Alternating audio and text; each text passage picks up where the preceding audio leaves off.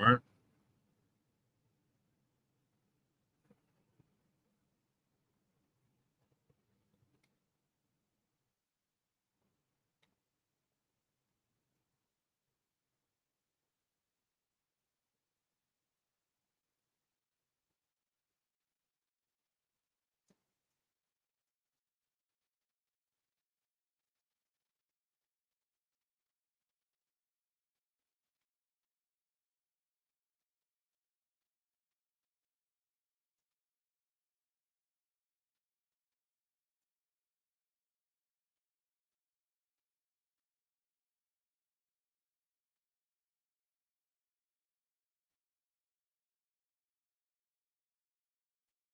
All right. Shalom.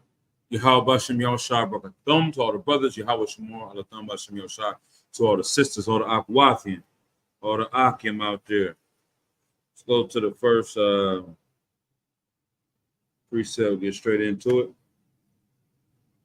All right.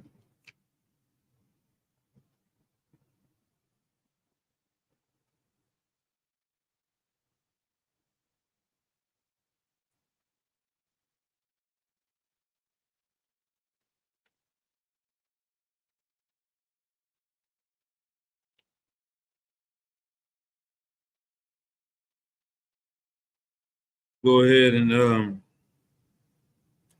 get into tonight's topic is tied the Mitre like Ezekiel. Ezekiel, the story, we'll get into that next, was a brother that had a zeal for the Most High, a zeal for the Lord.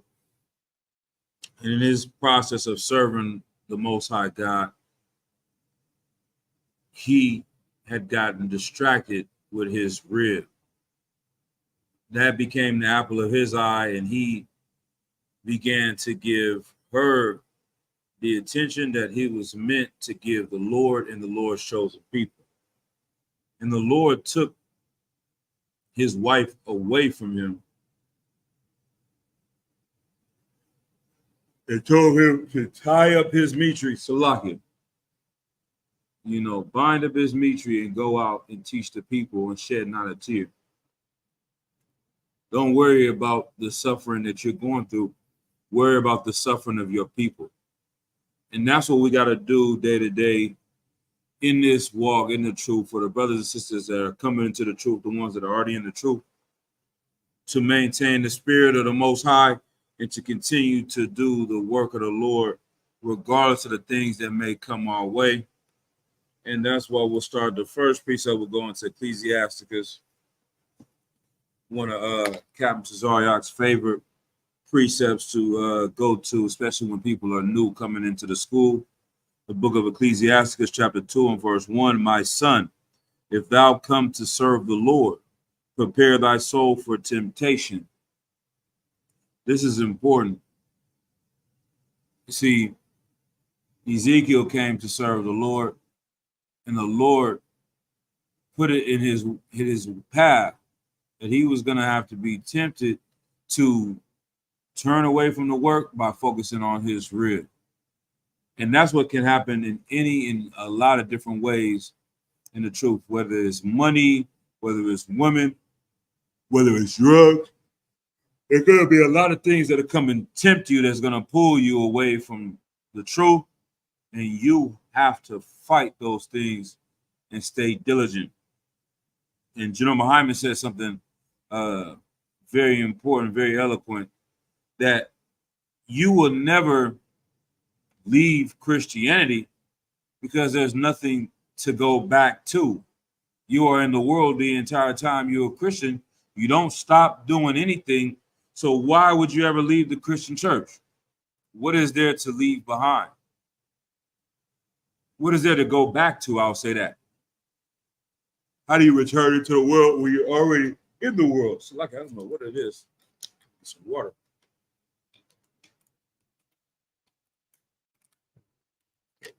How do you have to leave the world when you're already in the world?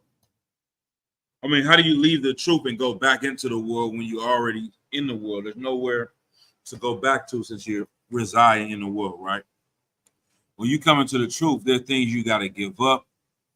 whether it's obviously it's the food, whether it's the drugs, whether it's the women, for the sisters, it's the men.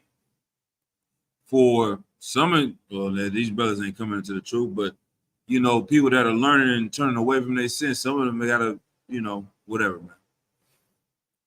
Brothers and sisters, Israelites across the world are plagued with all manner of sin. When you come to serve the Lord, prepare your soul for temptation. What? Set thy heart aright and constantly endure, and make not haste in time of trouble. Cleave unto him and depart not away, that thou mayest be increased at thy last end. Set your heart aright, constantly endure. That's the importance, man. It's one thing to come into the truth. It's another thing to stay in the truth. And as the years go on, you shouldn't get more comfortable being in the truth. You should get more worried about being in the truth and paying attention and examining yourself at all times to make sure that you do what it takes to endure to the very end, because things are going to happen. They're going to test your spirit. They're going to test your loyalty. They're going to test your diligence in serving the Most High God, right? We're going to hold this one right here. Now let's go to the book of Ecclesiasticus. Let's go to the book of Ezekiel, right? The book of Ezekiel, chapter 33. We're going to start at verse 1. We're going to read a good portion of this chapter, right?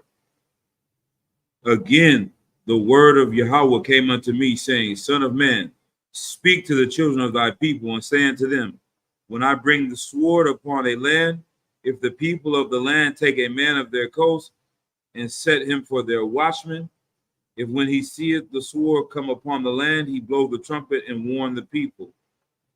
Like, if you go into a land and you're taking over the land, you're going to set up men to watch over that land to see who's coming in to attack it, who's trying to tear it down.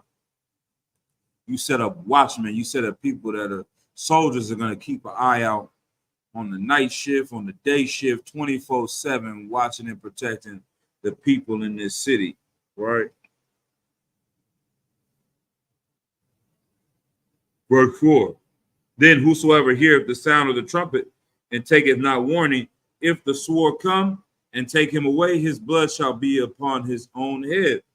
So it's the same thing. It's like if someone comes and warns you and says we're being attacked and people are coming to kill us and harm us, and you stay in the midst of all of this and you get killed, you are responsible for your own life. This is why you lost your life, because you ignored the alarm. You ignored the wake-up call, right? But, verse 5. Ezekiel 33 and verse 5. He heard the sound of the trumpet and took not warning. His blood shall be upon him. But he that taketh warning shall deliver his soul. The one that listens to this alarm, listens to this warning, he shall deliver his soul. He's going to be saved and rescued from these enemies that are attacking this area. The same way the brothers and sisters that come into the truth and take heed to the warnings that the priests and prophets are going out and warning our people, those are the ones that will be delivered, right? Verse 6. But if the watchmen see the sword come and blow not the trumpet, and the people be not warned, if the sword come and take any person from among them, he is taken away in his iniquity, but his blood will I require at the watchman's hand. So you have the knowledge of the truth, you have the knowledge of the Lord, but for whatever reason, you are not going out and warning the people, whatever the reason may be. You're not going out and lifting up your brothers and sisters. The Lord, you're denying the truth to our people by not teaching them, then the Lord will require their blood at your hands. If the watchman fell asleep on his post and everyone gets killed in this town, who was responsible for their death? You are. Now, the same way, if you warn the people, you save their life, you're responsible for saving their lives. You got to take the good with the bad. So when our pastors or these Christian pastors today do not teach the Bible and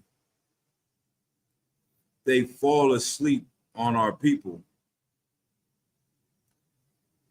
their blood, the people's blood is on that pastor's hands.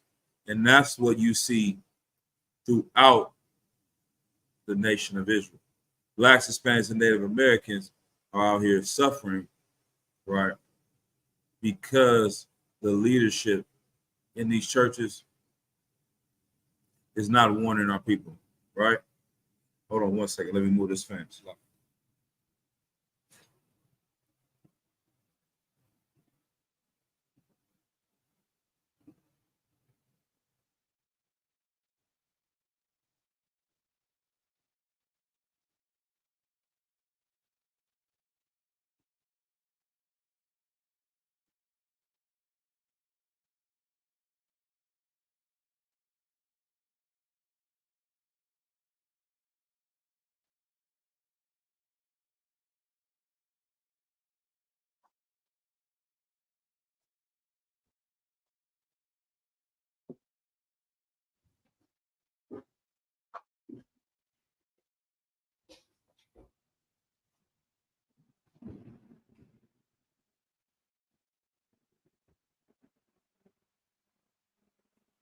Hopefully it's not too loud in here. But these are the things that we got to learn when it comes to the truth, right? So you got to warn the people. You got to help the people out by giving them this information of the Bible, right?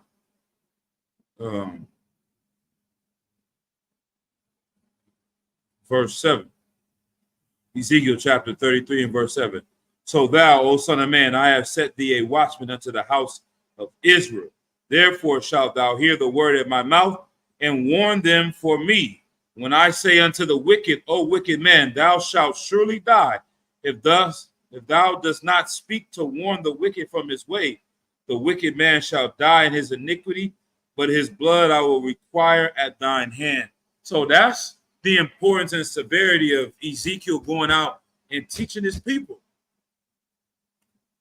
The Lord is saying that you can't be up here, cuddle up with this sister, cuddle up with this your rib, and your people out there suffering and dying, and you worrying about this, that, and the third, which has nothing to do with the mission that you have been put upon, that you have been put in, right? And you are going to lose people when you don't do the work of the Most High, man. And in a lot of ways, the first person you're gonna lose is your goddamn self. So that's, you can't help anybody if you lost yourself, right? Let's keep going though. Verse 9. Nevertheless, if thou warn the wicked of his way to turn from it, if he do not turn from his way, he shall die in his iniquity. But thou hast delivered thy soul. Today we got the news that Rich Homie Quan passed away overdosing on fentanyl. The UPK, we have a staunch stance on not using drugs. Many people in the world don't even consider marijuana to be a drug. We say if you're a weed head, you are a drug addict, right? So we know all these other pills and things, it's like that these people are taking, popping.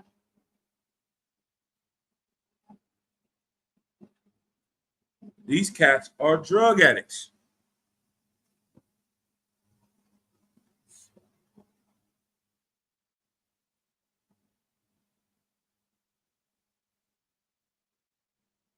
I saw on one of the posts, one of the comments underneath a post about the brother passing, and they said if you go work at McDonald's and you make $15 an hour, $12 an hour, $20 an hour, they're gonna drug test you to go ahead and flip burgers. You can become a successful rapper, and the record label is not drug testing you. You know what the record label is doing? They're bringing the drugs to you.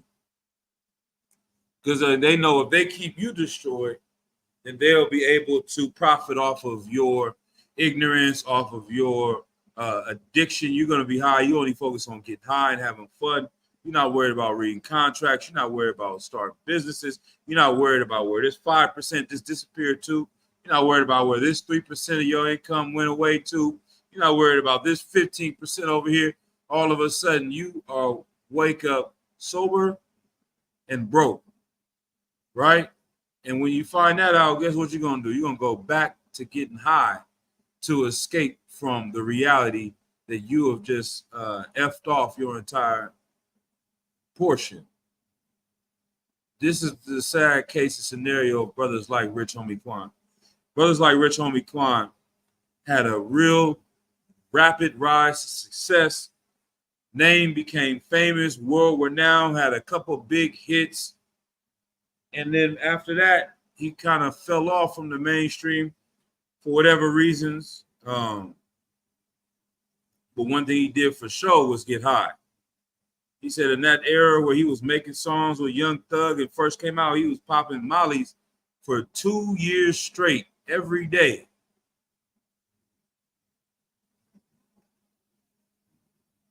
If people didn't warn him and let him know that, hey, man, these drugs are going to kill you. He didn't know about all the stories of the people overdosing on fentanyl. And this is all allegedly. We're saying allegedly the brother overdosed on drugs, but I mean, how else does a 34-year-old young man pass away? There's not a car wreck, it's not getting shot or stabbed. And yeah, he probably OD'd, right? If you didn't hear the warning from the Lord that you shouldn't be doing this, and we know he knows this because I just heard the same song where I saw the comment about you going to work and getting high. You can't do it, but you can be a celebrity and get high, or a rapper and get high. It also said that in the song, he said a lyric like, he's feeling sad because his homeboy passed away, and his homeboy took a fake pill that had fentanyl in it. Come on, man. That is so ironic, right? That you would acknowledge the death of one of your comrades, one of your brothers, one of your friends who passed away that you cared about, that's got you depressed and sad about, and you go out in the same way. You cannot stop taking drugs because you don't know how to serve the Lord. If you come to serve the Lord, you will then have wisdom. And it's so interesting, like me coming out of the world and, coming to the truth, is like you being in one person's shoes and then you coming into another person's shoes, you get to see both angles. It's like, man, I remember what it was like to not be able to quit smoking cigarettes or quit smoking weed, right? What does the precept? We'll come back to Ezekiel. What does it say? Is that Romans 6?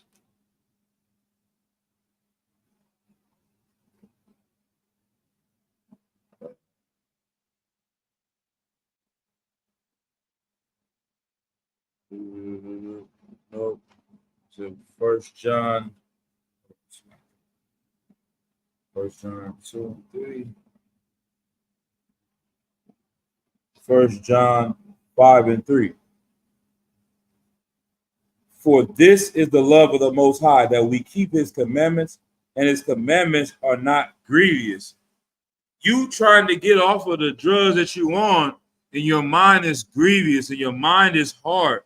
But once you actually do it and accomplish it, you start to realize that life is okay without these substances. You can go a week, a month, a year without smoking a blunt. Why can't you do it on a day-to-day basis? Because you have a demon that is on you, that is telling you you need this substance in order to feel okay, in order to communicate, in order to go out and eat. That's how you know you're a drug addict. Half of you can't even eat a burger without getting high because you are a filthy drug addict. Matter of fact, when I was driving to class tonight, man, I pull up next to a van or a car. We on the freeway. I'm like, man, it's a black sister, older woman, had to be in her 50s.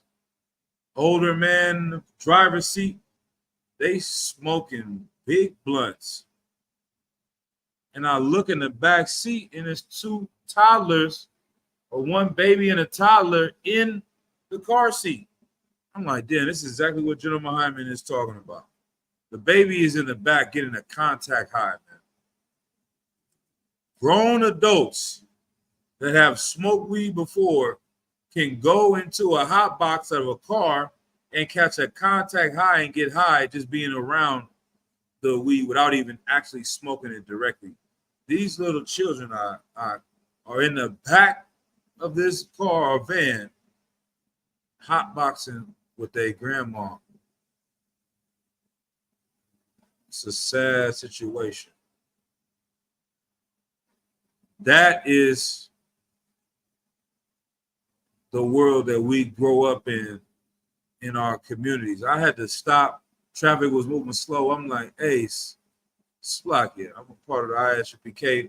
We got a building in Richmond, California, 2213 Richmond, California. I'm like, hey, man, we are the chosen people of God. We follow the Bible. I'm not here to, pass judgment on y'all or anything like that. But I will say this, y'all smoking in that car with the babies, we got to do better. You know what I'm saying? I seen dude acknowledge, and the woman kind of looking, I don't know what was in her mind, man, but our people are out here destroying themselves and destroying these children around us, destroying everybody because we have been taught to be selfish in this place. Salak, let me go ahead and get to the next precept. What was the one I called up?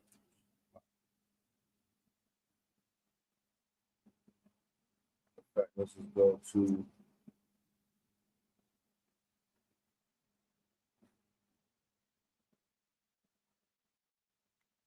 just go to the story, Ezekiel 24 and 15.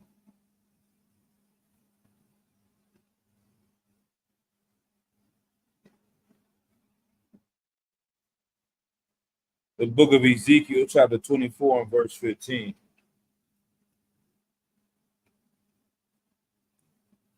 Also, the word of the Lord came unto me, saying, Son of man, behold, I take away from thee the desire of thine eyes with a stroke. The Lord said, I'm going to take away the desire of thine eyes with a stroke. Like if Ezekiel would have served the Most High, his rib would have stayed alive. Like, that's the importance of serving the Lord. Could you imagine you got your kid, they going to the baseball game, your rib is upset, you missing all the child's baseball games. You stop coming and doing the work of the Lord so you can go to this brother's baseball games.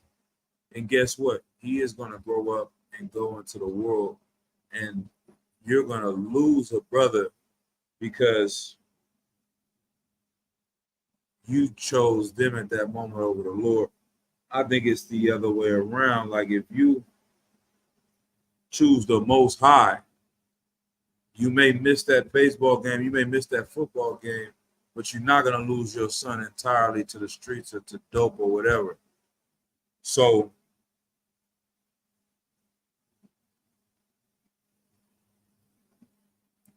Let's keep going. Um, the book of Ezekiel, chapter 24 and verse 16. Son of man, behold, I take away from thee the desire of thine eyes with a stroke. Yet neither shalt thou mourn nor weep, neither shall thy fears, it's like thy tears run down. Like he's telling them, don't cry, don't don't do nothing to be sad about the situation. Verse 17, forbear to cry, make no mourning for the dead, bind the tire of thine head upon thee, and put on thy shoes upon thine feet. So bind the tire of thine head upon thee. Like tie that Mitre, tie it up, and get to work.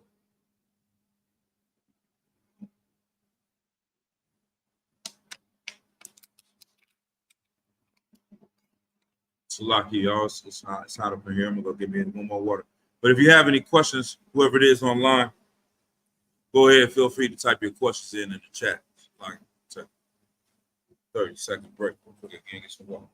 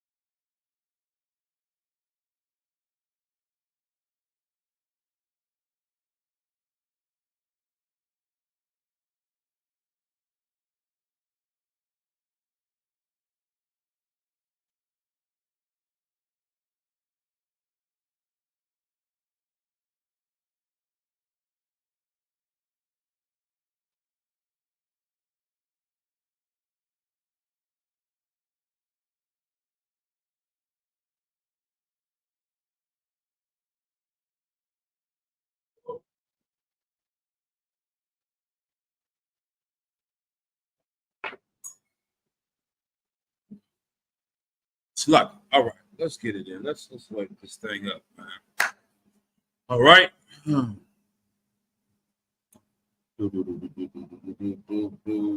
All right, let's go. Let's drop this precept real quick. Let's get 2 Corinthians chapter 11, verse. Let's see where we're gonna start at. 2 Corinthians chapter 11. These are some of the temptations we see that have been going on with Paul, right?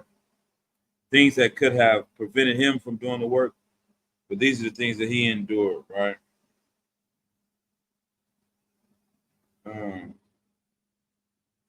The book of 2 Corinthians chapter 11 and verse 16. I say again, let no man think me a fool. If otherwise, yet as a fool, receive me, that I may boast myself a little. I say again, let no man think me a fool. If otherwise, yet as a fool, receive me, that I may boast myself a little. If you think he's crazy for the things that he's done, if you think that he's crazy for the things that he's teaching, and you can't accept him, all right, let me boast a little bit since I'm crazy. Since I don't know what I'm doing, all right, let me speak to these things. Because you think I done lost my mind, right? Well, I'm gonna prove that. And you know, boast on the things that I've done since I'm just a crazy man talking, right? That which I speak it not after Yahweh, but as it were foolishly in the confidence of boasting, seeing that many glory after the flesh, I will glory also. So it's kind of like, many brothers, they glorify after the fleshly things that they have, the clothes they got, the food they eat, the cars they drive, the women they sleep with. Since y'all want to brag and boast about the things of the flesh that you do, let me brag and boast about the things of the flesh that I do, but in the pain and suffering and the sacrifice that I have done in my flesh. Let me brag on those things. You can brag about having all the clothes that you want out the mall. I'm going to brag about not having any clothes and having one pair of clothes and doing the work of the Lord. You're going to brag about having a nice Lambo that you got from selling dope. I'm gonna brag about having this this bucket, that I got while serving the Lord. Right. Verse um, verse 19. For ye suffer fools gladly, seeing ye yourselves are wise. For ye suffer if a man bring you into bondage, if a man devour you, if a man take of you, if a man exalt himself, if a man smite you on the face. I speak as concerning reproach, as though we had been weak. Howbeit, whereinsoever any is bold, I speak foolishly. I am bold also. Verse 22. Are they Hebrews? So am I. Are they Israelites? So am I. Are they the seed of Abraham? So am I. Are they ministers of Christ? I speak as a fool. I am more in labors, more abundant in stripes, above measure, in prisons, more frequent, in deaths, oft. These are the things that he's going to brag about. The sacrifices he's had to do, the pain and suffering that he's had to do for his God, his King, and his people. Right.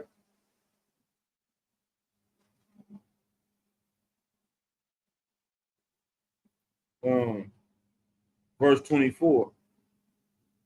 Of the Jews, 5 times received I 40 stripes, save one. Thrice was I beaten with rods. Once I was stoned. Good night. Thrice I suffered shipwreck. A night and a day I have been in the deep, man. All these perils, all these trials and tribulations Paul has been through, he fought and he endured and he made it through in order to help and teach his people, showing you how important it is to get out there and reach the Lord's chosen people. And that's the zeal that you only see in the Israelite School of Universal and Practical Knowledge. Right? Seeing brothers giving up so much in order to serve the Lord with such a zeal and a sense of brotherhood, it's utterly amazing to see these things in the UPK. Um,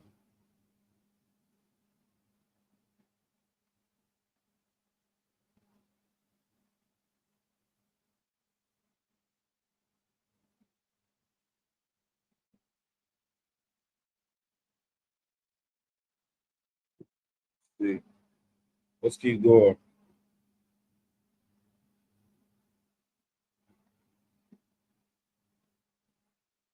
Second Corinthians chapter 11 and verse 26.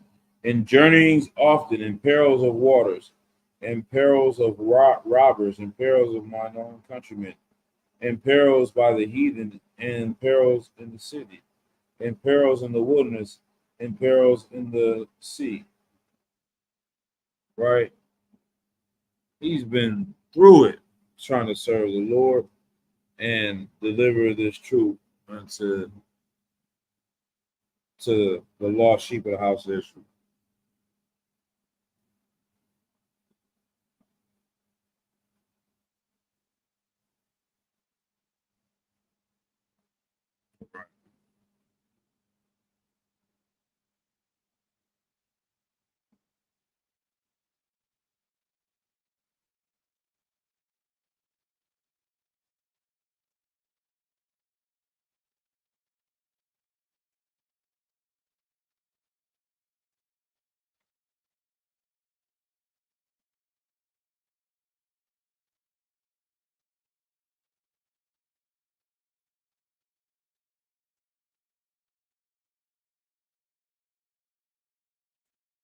Like it look like this thing is having some. Hold on, let's make this thing right. All right, get back uploaded real quick. Hold on 1 second. I'm gonna have to end the stream real quick. Let me see something.